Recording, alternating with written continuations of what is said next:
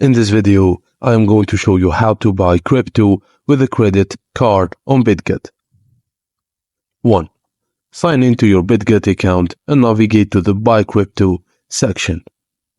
Click on the credit card option to buy the crypto. Alternatively, you can choose Credit Card tab under the Deposit or Buy Crypto button. Select Add New Card and proceed to verify your identity. Enter the necessary card details including the card number, expiry date, and CVV. Ensure you have the physical card with you. If the card has been used previously, the system may display a message indicating the card is used previously.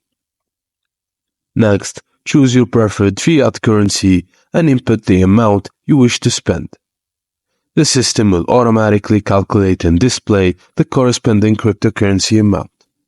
Agree to the terms and conditions and then click Confirm.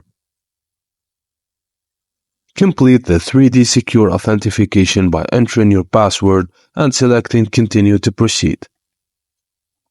Follow the prompts to complete your payment request, and upon completing the payment, you will receive a payment pending notification.